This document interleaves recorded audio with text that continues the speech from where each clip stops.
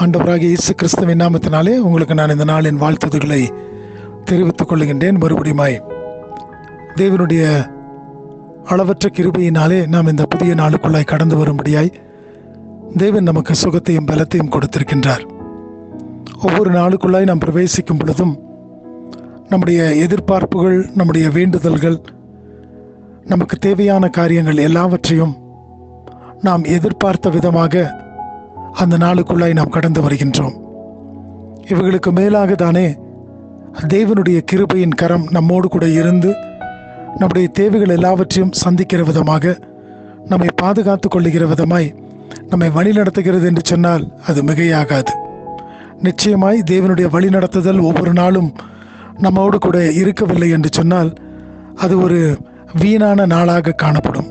ஆகையினால் இந்த நாளிலும் கூட தேவனுடைய சமூகத்தில் வந்திருக்கின்ற நானும் நீங்களும் அவரை நோக்கி பார்த்து அவருக்கு நன்றி செலுத்தினவர்களாய், ஆம் கர்த்தாவே, ஒவ்வொரு நாளை நாங்கள் கடந்து வரும் பொழுதும் உம்முடைய கிருபையினாலே, உம்முடைய இரக்கத்தினாலே, நீர் கொடுக்கின்ற சுக பல ஜீவனினாலே நாங்கள் ஒவ்வொரு நாளையும் கடந்து வரும்படியான கிருபையை நீர் எங்களுக்கு பாராட்டுவதற்காக நாங்கள் நன்றி செலுத்துகிறோம் என்று சொல்லுவோம்.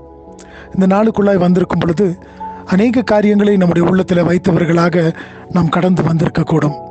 இந்த நாளுக்குள்ளாய் நாங்கள் பிரவேசித்திருக்கின்றோமே, இந்த நாளை நாங்கள் முடிக்கும் வரை நாங்கள் எடுத்துக்கொள்ளுகின்ற பிரயாசங்கள், நாங்கள் செய்து முடிக்கக்கூடிய வேலைகள், எங்களுடைய தேவைகள் யார் சந்திப்பார்கள் என்று சொல்லுகின்ற ஒரு கலக்கத்தின் நிலைமையாக கூட காணப்படலாம்.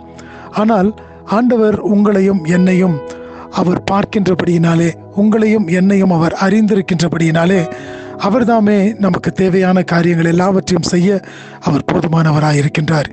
தைரியத்தோடு கூட இந்த நாளுக்குள்ளாய் நாம் பிரவேசிப்போம். 56வது சங்கீதத்தின் 8வது வசனத்தை நான் வாசிக்கின்றேன். Psalm 56 verse 8. என் அலைச்சல்களை தேவரீர் எண்ணி இருக்கிறீர், என் கண்ணீரை உம்முடைய துருத்தியில் வையும், அவைகள் உம்முடைய கணக்கில் அல்லவோ இருக்கிறது. நிச்சயமாக இந்த இடத்துல நாம் பார்க்கும் பொழுது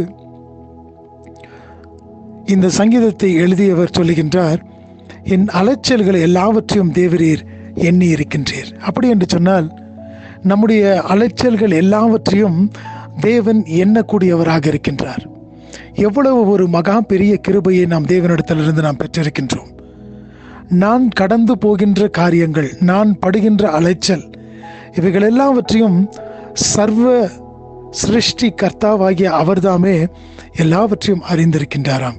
இதை காட்டிலும் நீங்களும் நானும் சந்தோஷப்பட வேண்டும் என்று சொன்னால் வேற என்ன காரியம் இருக்கும்?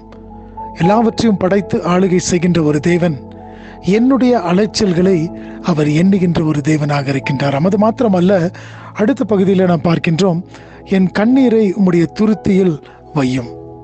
நிச்சயமா இன்னொரு இடத்துல நாம் பார்ப்போம் என்று சொன்னால் வேதத்தில் சொல்கிறது, உன் கண்ணீரை கண்டேன், உன்னுடைய கண்ணீரை என்னுடைய துருத்தியில் அல்லவோ வைத்திருக்கின்றேன், உன்னுடைய கண்ணீரை நான் கணக்கிட்டு இருக்கின்றேனே என்று சொல்லி அந்த இடத்துல நாம் பார்க்கின்றோம்.